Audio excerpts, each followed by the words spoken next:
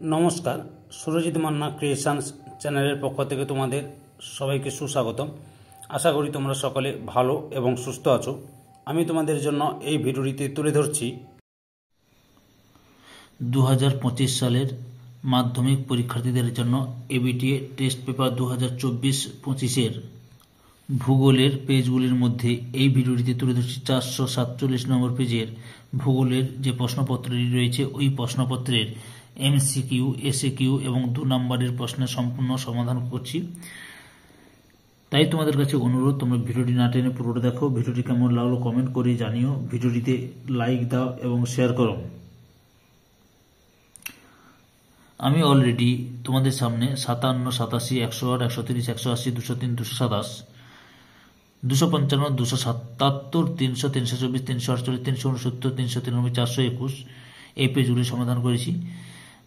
যারা আমার চ্যানেলে নতুন তারা আমার চ্যানেলটিকে সাবস্ক্রাইব করে আমার চ্যানেলের প্লে লিস্টে গিয়ে এই ভিডিওগুলি দেখে নাও।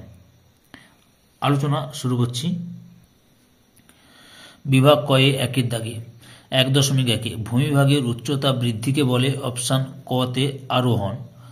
1.2 অনেকগুলি কড়ি একসাথে মিলিত হলে তাকে বলে অপশান গয়ে এডিটি। 1.3 মৌক্তিক মেঘ দেখা যায় অপশান ক্ষয়ে স্ট্র্যাটোস্ফিয়ার। 1.4 বৃষ্টির ছায় অঞ্চল দেখা যায় পর্বতের অপশান কয়ে অনুবাদ ঢালে। 1.5 দিনে কোনো নির্দিষ্ট স্থানে জোয়ার হয় অপশান কয়ে 2 বার। 1.6 শৈবাল সাগর দেখা যায় অপশান কয়ে আটলান্টিক মহাসাগরে। 1.7 আর্সেনিক একটি অপশান ক্ষয়ে বিষাক্ত বর্জ্য। 1.8 দুন কথার অর্থ অপশান ক্ষয়ে হ্রদ। তারপরে হচ্ছে 1.9 ভারতের নবীনতম রাজ্য হলো অপশান ক্ষয় তেলেঙ্গানা। 1.10 দক্ষিণ ভারতের সর্বোচ্চ শৃঙ্গটি হলো অপশান ঘয়ে আনাইমুদি। 1.11 ভারতের কেন্দ্রীয় গম গবেষণাগারটি অবস্থিত অপশান ঘয়ে পুসাতে। 1.12 শিল্প দানব বলা হয় অপশান কয়ে পেট্রো রসায়ন শিল্পকে।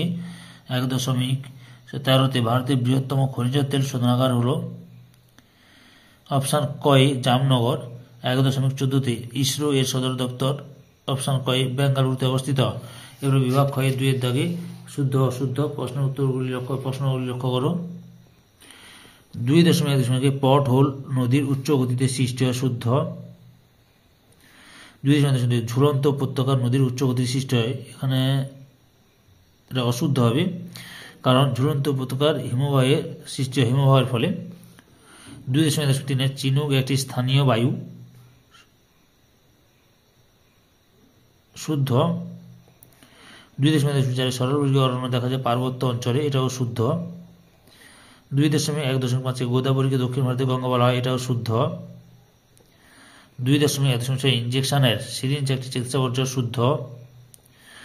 শুদ্ধ লাস্ট প্রশ্ন 2.1.7 উপগ্রহ চিত্রে ফলস কালার ব্যবহৃত হয় না, ব্যবহৃত হয় হবে, এটাও শুদ্ধ।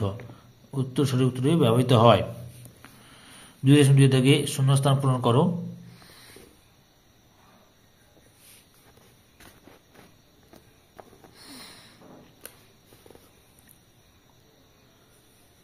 2.2 মেন্ডার নামটি এসেছে তুরস্কের ড্যাশ নাম থেকে, মেন্ডারিস নাম থেকে।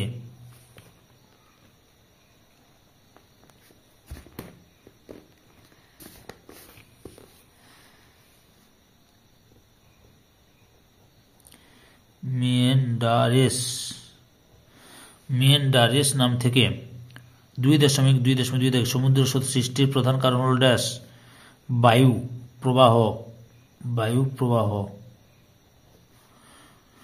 2.2.3 দাগে নিরক্ষ অঞ্চলে ড্যাশ ধরনের বৃষ্টিপাত দেখা যায় উত্তরটি পরিচলন।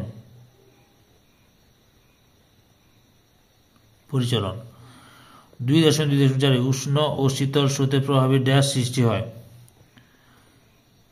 ঝড় ঝঞ্ঝা এবং কুয়াশা। আমি এখানে কুয়াশা লিখে দিচ্ছি, কুয়াশার সৃষ্টি হয়। তারপরে 2.2.5 হ্রদের তলদেশে ভরাট হওয়াকে বলে ড্যাশ। তোমরা যদি এই প্রশ্নের উত্তরটি জানো তাহলে অবশ্যই কমেন্ট করে জানিও।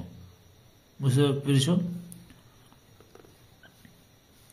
2.2.5 ভূতাপ শক্তি একটি ড্যাশ শক্তির উদাহরণ। অপ্রচলিত শক্তির উদাহরণ। অপ্রচলিত। 2.2.7 ভারতের জনসংখ্যা ড্যাশ জন প্রতি বর্গ কিলোমিটার 382 জন 2011 সালের তথ্য অনুযায়ী।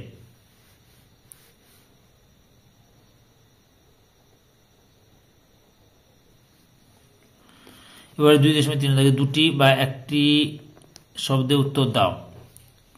2.3.1 নদীর ষষ্ঠ অধ্যায়ের সূত্রটি কি প্রদান করেন? W Hopkins.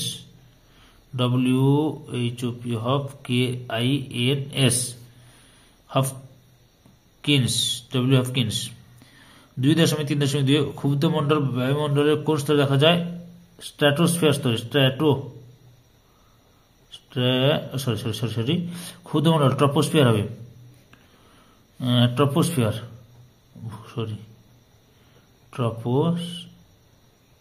স্তরে দেখা যায়। তারপরে একটি শীতল স্রোতের নাম লিখো। একটি শীতল স্রোতের নাম হচ্ছে শীতল ল্যাব্রাডর স্রোত। ল্যাব্রাডর স্রোত। 2.3.4 পাখির পায়ের মতো দেখতে একটি বদ্বীপের নাম লেখো। মিসিসিপি মিসৌরি নদীর বদ্বীপ বা ভারতের কৃষ্ণা নদীর বদ্বীপ। Mississippi Missouri.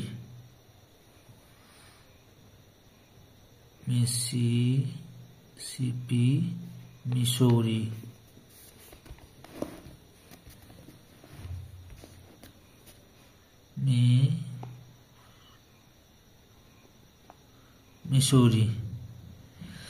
তারপর কি রয়েছে? 2.3.5 এল নিনো কোন অঞ্চলে দেখা যায়? প্রশান্ত মহাসাগরে লক্ষ্য করা যায়। প্রশান্ত মহাসাগর এল নিনো।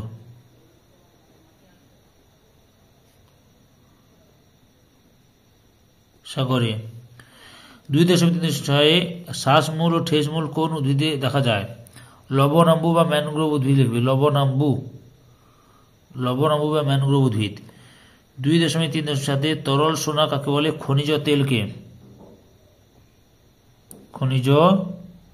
তেলকে। তারপরে কি রয়েছে? কন্ট্রোল লাইন কি রঙের হয়? বাদামি রঙের হয়। 2.4.1 অর্থাৎ বাম আর ডান লক্ষ্য করো। 2.4.1 কালো হিরে। 2 নম্বরে কয়লা। 2.4.2 দুন। 1 নম্বরে উপত্যকা। 2.4.3 হেমাটাইট। অপশন 4 লোহা। Silicon valley. 3 বেঙ্গালুরু। এরপরে 2 নম্বরের প্রশ্নের উত্তরগুলো আলোচনা করছি, তোমরা পুরো ভিডিওটি লক্ষ্য করো। 3.1 আবহবিকার কাকে বলে? এই প্রশ্নের উত্তরটি তোমরা রায়ান মার্টিন সহায়িকা বইয়ের 12 নম্বর পেজের 4 নম্বর প্রশ্নের উত্তরটি লক্ষ্য করো। ওখানে আবহবিকার কাকে বলে দেওয়া আছে। এখান থেকে শুরু করবে, পদ্ধতি গতিসম্পন্ন এতটা পর্যন্ত লিখবে। পরের প্রশ্ন, অ্যালবেডো কাকে বলে?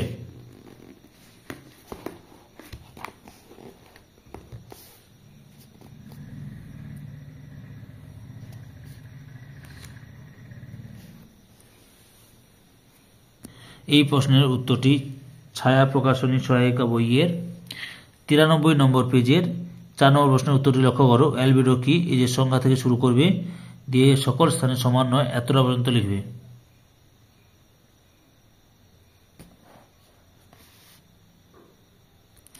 তিন 3.2 এর প্রশ্ন, শিশিরাঙ্ক কাকে বলে?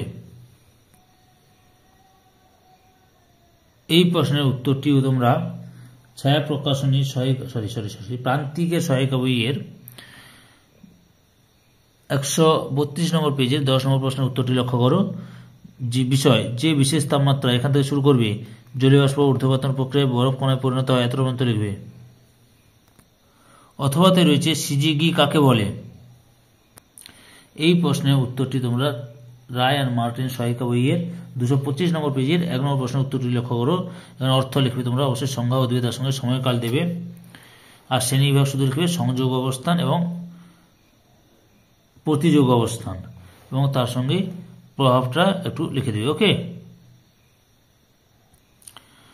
3.3 বিষাক্ত বর্জ্য কাকে বলে? এই প্রশ্নের উত্তরটি তোমরা ছায়া প্রকাশনী সহায়িকা বইয়ের 176 নম্বর পেজের 6 নম্বর প্রশ্নের উত্তরটি লক্ষ্য করো। এই যে বিষাক্ত বর্জ্য কি, সংজ্ঞা থেকে শুরু করবে, এখান থেকে শুরু করবে।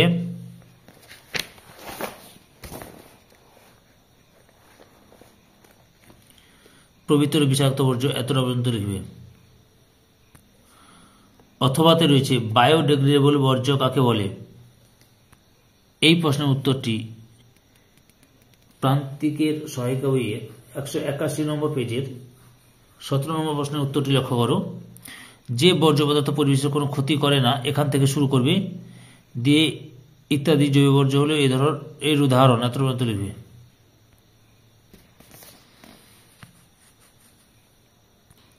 পরের প্রশ্ন 3.4 দুন কাকে বলে?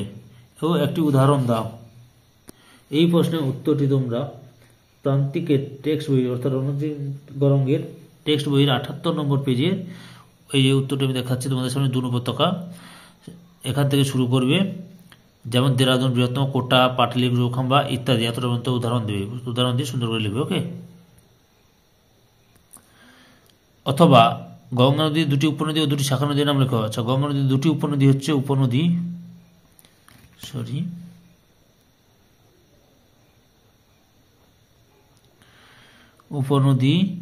1 নম্বরে হচ্ছে যমুনা লিখবে, প্রধান যেহেতু যমুনা গঙ্গার প্রধান উপনদী।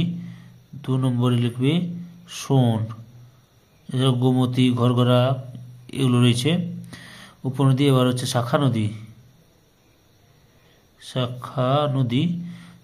কি লিখবে? 1 নম্বরে হচ্ছে ভাগীরথী,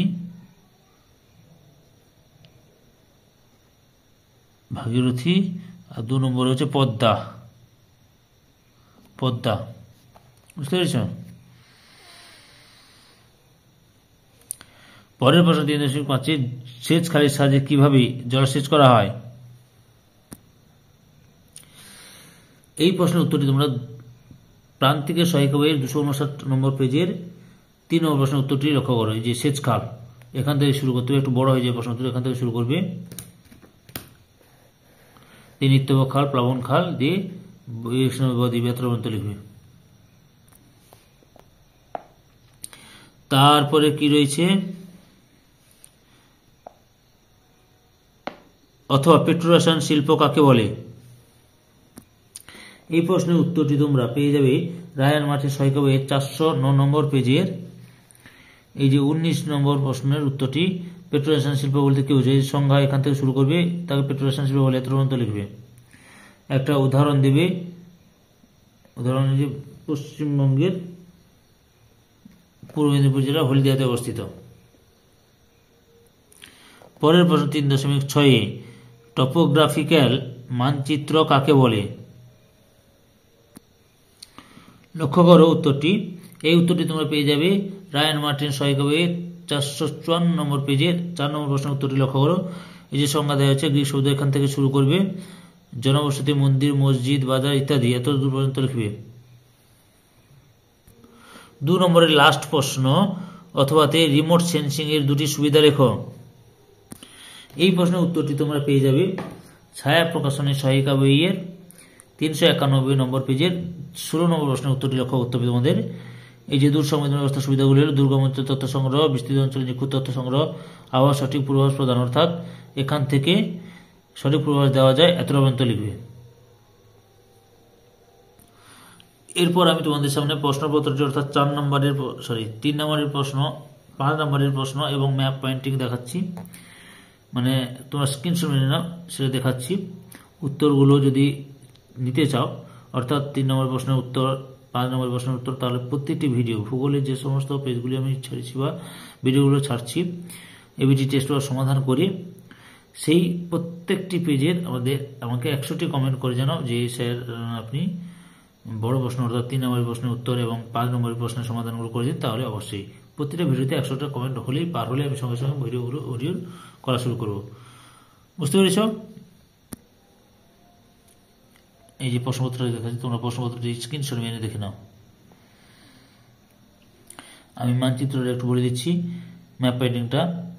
মহানদী, কচ্ছের রণ, নবসেবা বন্দর, একটি কফি উৎপাদক অঞ্চল, একটি শুল্কমুক্ত বন্দর কান্ডালা, ভারতীয় করমণ্ডল উপকূল, পূর্ব ভারতের প্রবেশদ্বার শিলিগুড়ি, ভারতের দক্ষিণতম স্থলবিন্দু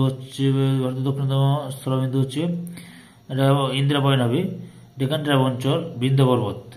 সম্পূর্ণ ভিডিওটি দেখে আমার চ্যানেলের পাশে থাকার জন্য তোমাদের সবাইকে অসংখ্য ধন্যবাদ।